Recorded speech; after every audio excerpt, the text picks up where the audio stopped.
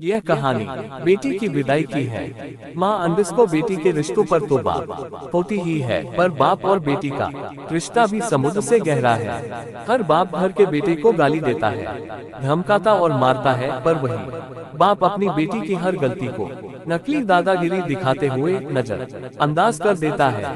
बेटे ने कुछ मांगा तो एक बार डांट देता है, पर अगर बिटिया ने धीरे से भी कुछ मांगा तो बाप को सुनाई दे जाता है और जेब में रूपा हो या न हो पर बेटी की इच्छा पूरी कर देता है। दुनिया उस बाप का सब कुछ लूट ले तो भी वो हार नहीं मानता, पर अपनी बेटी के आंख के आंसू देख कर खुद अंदर से बिखर जाए उसे बाप कहते हैं। और बेटी भी जब घर में रहती है तो उसे हर बात में बाप का घमंड होता है। किसी ने कुछ कहा नहीं कि वो बेटी तपाक से बोलती है, पापा को आने दे फिर बताती हूँ। बेटी घर में रहती तो माँ के आंचल में है, पर बेटी की हिम्मत उसका बाप रहता है।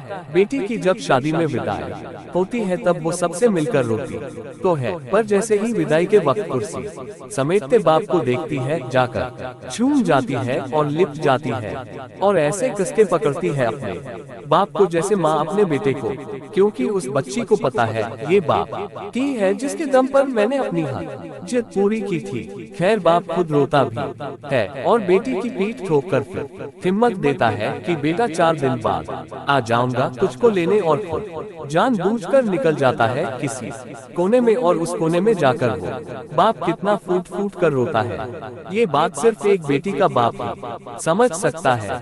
जब तक बाप जिंदा रहता है बेटी मायके में हक से आती है और घर में भी जिद कर लेती है, और कोई कुछ कहे तो डट के बोल देती है कि मेरे बाप का घर है।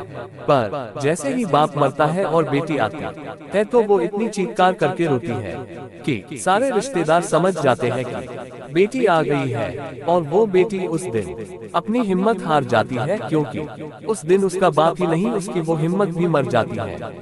आपने भी महसूस किया होगा कि बाप की मौत के बाद बेटी कभी अपने भाई भाभी के घर वो जिद नहीं करती जो अपने पापा के वक्त करती थी, जो मिला खा लिया, जो दिया पहन लिया, क्योंकि जब तक उसका बाप था तब तक सब कुछ उसका था। यह बात वो अच्छी तरह से जानती है।